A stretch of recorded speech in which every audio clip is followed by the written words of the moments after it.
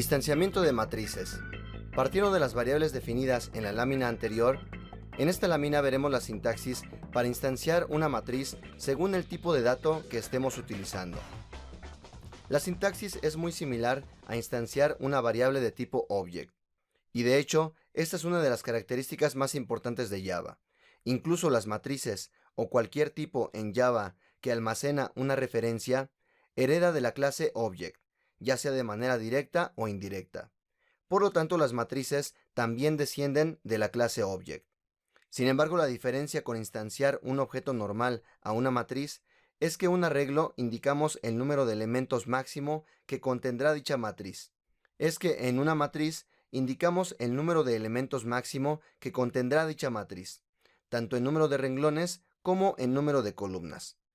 Previamente en la definición de la variable ya se indicó qué tipo es el que se va a almacenar, y ahora deberemos indicar que creamos un objeto de cierto tipo y que contendrá un número de renglones y columnas según se indique. Así que vamos a revisar varios ejemplos de inicialización de matrices según el tipo de dato que elijamos.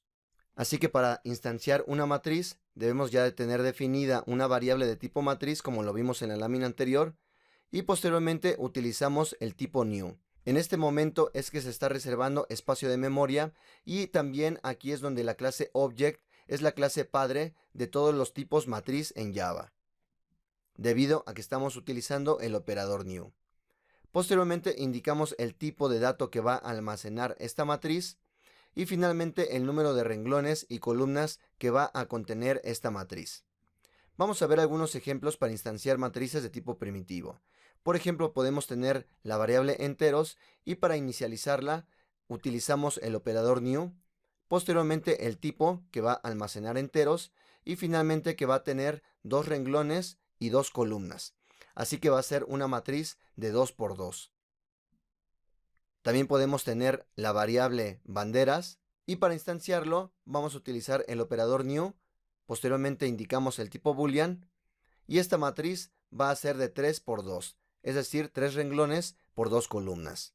Y finalmente tenemos la matriz de tipo object, en este caso para instanciar la variable personas, que es una matriz, vamos a utilizar el operador new, indicamos el tipo y en este caso indicamos que va a ser de 4 por 2, 4 renglones por 2 columnas. Y la variable de nombres, la cual es una matriz de tipo string, vamos a indicar lo siguiente: utilizamos el operador new para reservar espacio de memoria y posteriormente indicamos el tipo, en este caso string. Y esta matriz va a tener 5 renglones por 3 columnas. A continuación vamos a ver cómo inicializar los elementos de una matriz. Inicializar los elementos de una matriz. En la lámina anterior observamos la inicialización de los elementos de una matriz. Sin embargo, lo que debemos hacer para ir agregando elementos a una matriz es seleccionar un renglón y una columna con los índices respectivos que queremos ir inicializando. Así que la sintaxis para inicializar los elementos de una matriz es como sigue. En primer lugar, vamos a utilizar el nombre de la variable, en este caso nombre matriz. Posteriormente indicamos el índice del renglón y posteriormente el índice de la columna que queremos, en este caso, modificar. Y finalmente asignamos un valor a este índice y a este renglón.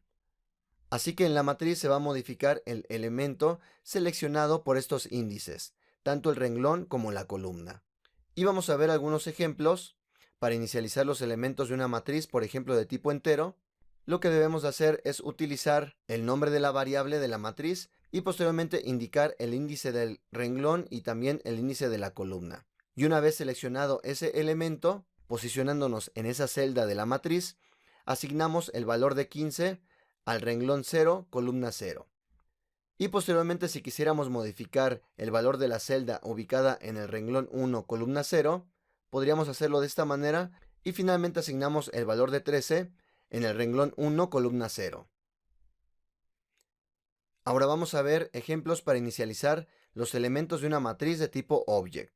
La sintaxis es muy similar, simplemente especificamos el nombre de la matriz, el renglón y la columna de la celda que queremos modificar y le asignamos el elemento, en este caso un objeto nuevo utilizando el constructor vacío, en este caso el constructor de la clase persona. También para el elemento renglón 1, columna 1, podemos utilizar este constructor ahora para inicializar un objeto de tipo persona y asignarlo en esta celda una vez que hemos seleccionado y proporcionado el elemento de renglón columna. Y por ejemplo, para el arreglo de nombres, en el renglón 0, columna 0, en esta celda asignamos el valor de la cadena. En este caso, la cadena de Juan. Recuerden que podemos utilizar simplemente la pura cadena sin necesidad de instanciar el objeto string, ya que las cadenas podemos utilizar la notación simplificada. Y finalmente, si queremos modificar el renglón 0, columna 1, podemos asignar el valor como se indica. Así que en el caso de matrices, es importante saber que a diferencia de un arreglo, en una matriz utilizaremos dos índices para determinar la posición de un elemento. Y los primeros índices tanto de renglón como de la columna inician en 0. También es importante saber que cuando indicamos una posición, primero se indica el renglón y después la columna, siempre en ese orden. Al igual que en el arreglo, solo podemos agregar elementos hasta el máximo de elementos menos 1. Por ejemplo, si son renglones, sería el nombre de la matriz .length menos 1. Este sería el valor máximo. Y si fuera para el máximo de columnas, sería el nombre de la matriz, seleccionando algún renglón y posteriormente solicitando el largo a este renglón. Esto nos va a regresar el largo de las columnas y debemos restarle 1 para que podamos obtener el máximo de columnas de una matriz. Si nos pasamos del índice máximo, tanto en renglones o columnas, y queremos agregar un elemento fuera de la cantidad máxima de elementos, nos arrojará un error. Por ello debemos saber cuál es el máximo número de elementos tanto en renglones como en columnas. Así que observamos en la lámina varios ejemplos de cómo agregar elementos a nuestra matriz. Podemos agregarlos de manera manual, es decir, 1 a 1 cada elemento. O podemos ir agregando los elementos de manera más dinámica, utilizando dos contadores, uno para el manejo de renglones y otro para el manejo de columnas. De tal forma que podamos saber si ya hemos llegado al límite de elementos agregados o no, tanto en renglones como en columnas. En esta lámina podemos observar más claramente que no siempre estarán llenos todos los elementos de una matriz. Por ejemplo, si la matriz de enteros es de 2 renglones por 2 columnas, entonces solo hemos llenado 2 de los 4 elementos disponibles. Esto quiere decir que 2 elementos tendrán el valor por default. En este caso, el valor de 0 por ser de tipo entero. Por ello, en muchas ocasiones será conveniente tener contadores para poder conocer cuántos elementos se han modificado en nuestra matriz, lo cual es distinto al número de elementos máximo que soporta nuestra matriz, tanto en los renglones como en las columnas disponibles de nuestra matriz. En el ejercicio de esta lección veremos cómo inicializar los elementos de nuestras matrices.